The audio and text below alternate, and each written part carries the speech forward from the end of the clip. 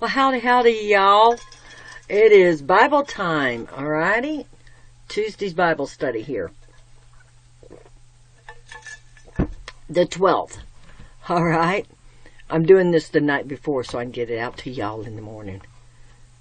Alright. We're reading in Acts 20, and I gotta find my location. Okay. And when they were come to, Acts 20:18. And when they were come to him, he said unto them, You know from the first day that I came into Asia, after what manner I have been with you at all seasons, serving the Lord with all humility of mind and with many tears and temptations, which befall me by the lying in wait of the Jews, and how I kept back nothing that was profitable unto you, but have shewed you and have taught you publicly from house to house, testifying both to the Jews and also to the Greeks, repentance towards God and faith toward our Lord Jesus Christ.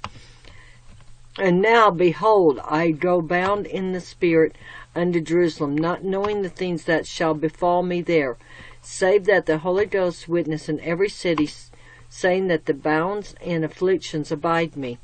But none of these things move me, neither count I my life dear unto myself, so that I might finish my course with joy and ministry, which I have received of the Lord Jesus, to testify the gospel of the grace of God.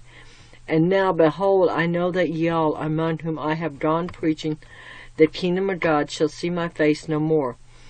Wherefore I take you to record this day that I am pure from the blood of all men, for I have not shunned to declare unto you all the counsel of God.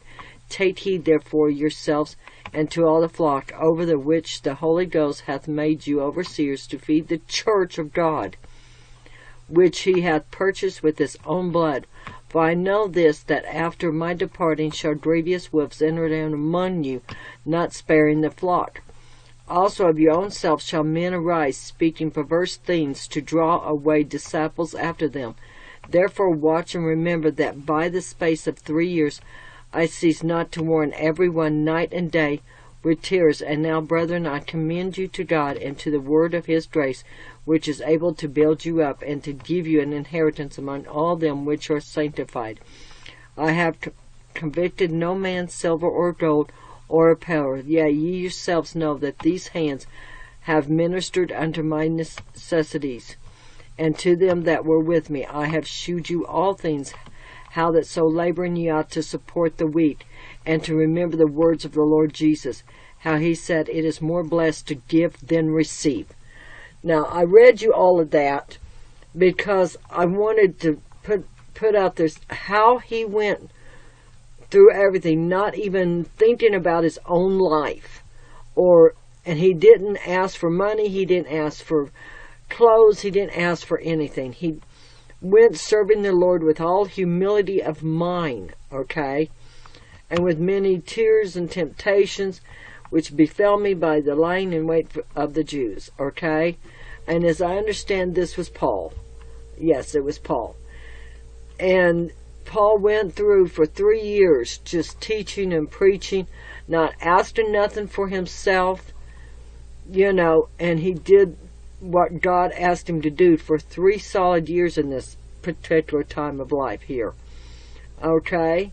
And he's telling you that Jesus purchased everything with his own blood and everything like that. But the very bottom is where I wanted to end up with this, okay? Well, not the very bottom, almost to the near bottom. It says, I have shewed you all things, how that so laboring you ought to support the weak.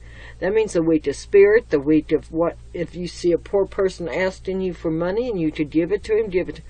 But I think this is more the weak of spirit.